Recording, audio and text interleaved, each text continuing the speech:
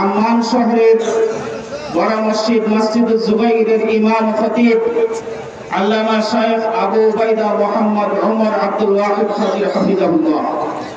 তার পাশে আছেন তার ছেলে উবাইদা মোহাম্মদ ওমর আব্দুল ওয়াহিদ খাজির হাফিজাহুল্লাহ।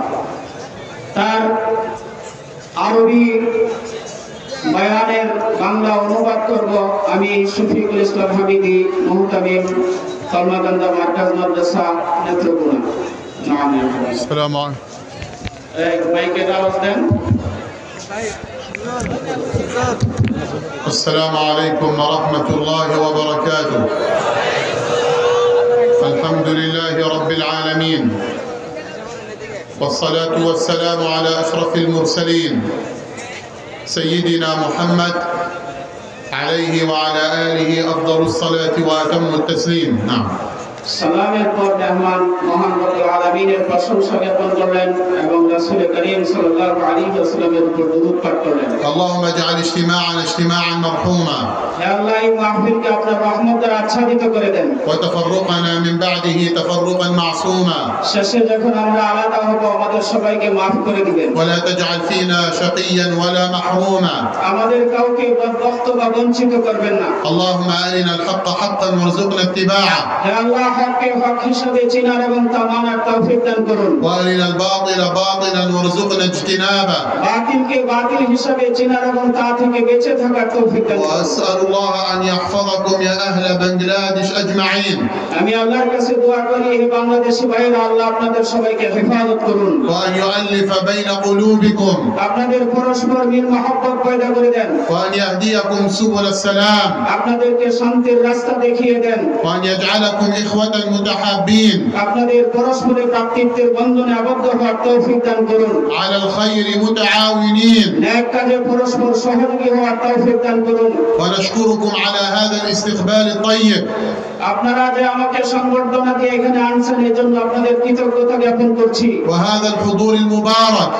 আর এই বরকতময় উপস্থিতির আমি শুকরিয়া আদায় করছি। وسيكون البيان مختصرا আমার বয়ান সংক্ষিপ্ত হবে, لأنني أنا مسافر، আমি অনেক দূর সফর করে আসছি। فأرجو أن تعذروني على قصر البيان. আমি সংক্ষিপ্ত আকারে কিছু কথা বলবো। ونسأل الله أن يجعل فيه الخير والبركة.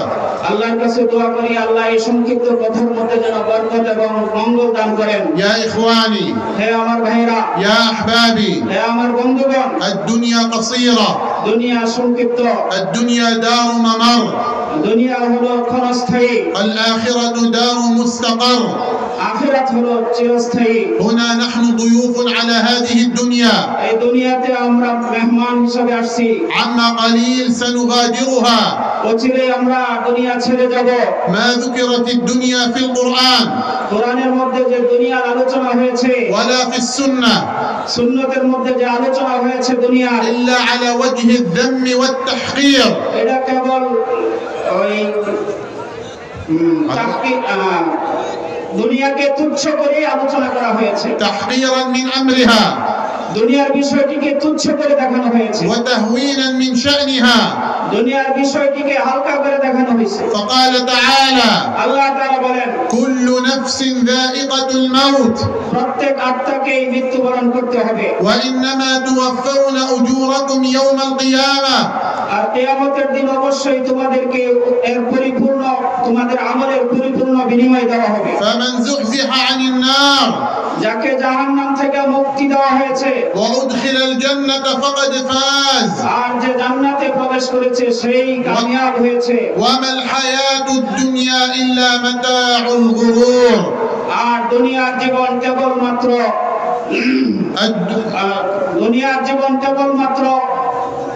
ধোঁকার বস্তু। الدنيا متاع দুনিয়া হলো বস্তু, لكنها غر الناس কিন্তু এই বস্তু মানুষকে ধোঁকা দেয় وأبعد الناس عن ربهم تبارك وتعالى. এবং মানুষকে রব্বুল আলামিন থেকে দূরে সরিয়ে দেয়। وقال تعالى: আল্লাহ তাআলা বলেন, زين للناس মানুষের জন্য সজ্জিত করা হয়েছে حب الشهوات শাহওয়াতের মহব্বত, من النساء নারীর প্রতি শাহওয়াত, والبنين সন্তানের প্রতি, والقناطير المقنطرة من الذهب والفضة এবং স্বর্ণ রূপার গচ্ছিত সম্পদের প্রতি, والخيل المسومة والأنعام এবং দাগ লাগানো ঘোড়ার প্রতি এবং জন্তু সমূহের প্রতি। ذلك يعني الذي ذكر في هذه الآية قبل এই দুনিয়ার আসবাব যেগুলোর কথা এখানে বলা হয়েছে, ذلك এই সবগুলো متاع الحياة الدنيا দুনিয়ার উপভোগ্য বিষয়। والله عنده حسن المآب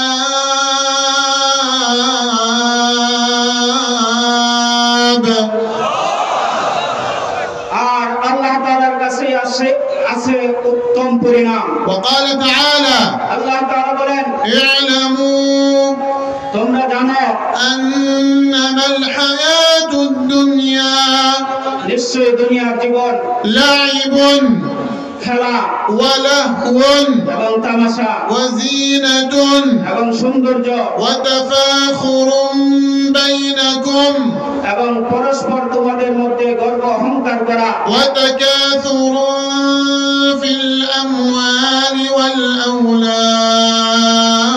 والأولاد এবং সন্তান এবং সম্পদের মধ্যে পরস্পর আধিক্যের জন্য প্রতিযোগিতা করা। هذه هي الدنيا এটাই হলো দুনিয়া। لعب এটা খেলা, لهو এটা তামাশা, زينة এটা সৌন্দর্য, تفاخر بينكم পরস্পর গর্ব অহংকার করা, تكاثر في الأموال والأولاد সম্পদ এবং সন্তানের মধ্যে আধিক্যের জন্য। هذه هي الدنيا এটার নামে দুনিয়া। لا تغتروا بها এই দুনিয়া দিয়ে আপনারা ধোঁকা খাইবেন না, لا تتعلقوا بها এই দুনিয়ার মধ্যে লেগে যাবেন না।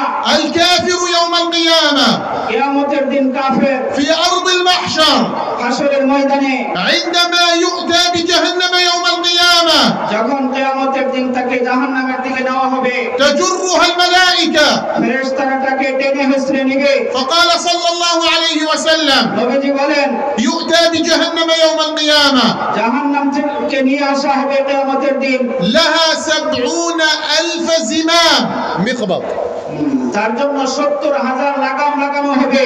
مع كل زمام প্রত্যেকটা লাগামে 70,000 ملك يجرونها يا رب سلم 70,000 ফেরেশতা থাকবে, যে ফেরেশতারা ওই জাহান্নামকে টেনে হেঁচড়ে নিয়ে আসবে। يا رب سلم سلم হে রব, আমাদেরকে বাঁচান, আমাদেরকে বাঁচান।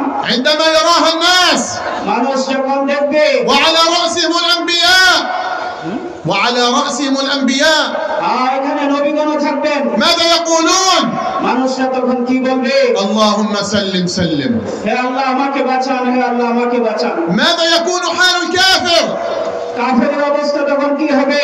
وجيء بجهنم يوم القيامة কিয়ামতের দিন জাহান্নামকে নিয়ে আসা হবে।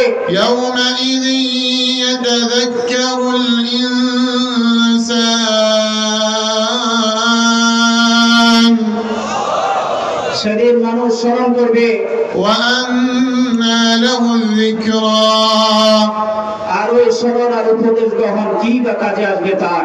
يقول الكافر কাফের বলবে, يا ليتني قدمت لحياتي হায় আফসোস, আমি যদি জীবন থাকতে কিছু আমল করতাম। أي حياة يقصد الكافر এখন আর কোন জীবন তার কাজে আসবে? اسأل বলেন আপনারা, এই কাফেরের কি হায়াত কাজে আসবে তখন? أي حياة يقصدها الكافر কোন يعني হায়াত? কাফের কোন জীবনের কথা বলতেছে? যে জীবনে যদি আমি কিছু আমল করতাম, কোন জীবনের কথা বলতেছে? দুনিয়া, হায়াতুল দুনিয়া। يقول الكافر يا ليتني قدمت لحياتي أي حياة يقصد কাফের যে আফসোস করে বলবে, কোরআনের আয়াতে বলতেছে, হায় আফসোস, আমি যদি আমার জীবনের জন্য আগে কিছু আমল করতাম। কোন জীবনের জন্য আমল করতাম? হায়াতুল আখিরা, حياة الآخرة আখিরাতের জীবনের জন্য যদি আমি দুনিয়াতে কিছু আমল করতাম। إذن المعنى অর্থাৎ ليست هنا الحياة এটা আমাদের আসল জীবন নয় দুনিয়াতে, الحياة هناك আমাদের আসল জীবন ওই আখিরাতে। أيامنا قليلة আমাদের সময় খুব অল্প। كم سنعيش কতদিন আমরা বাঁচবো? 40 এত 40 বছর 50 50 أعمار أمتي ما بين 60 إلى 70 নবীজি বলেন আমার উম্মতের বয়স 60 থেকে 70 এর মধ্যে وقليل من يجوز ذلك يتجاوز ذلك অল্প সময় পরে আমরা এটা অতিক্রম করব هذه الحياة قصيرة এটাই আমাদের জীবন যেটা খুবই স্বল্প الحياة إذن هناك আসল হায়াত তো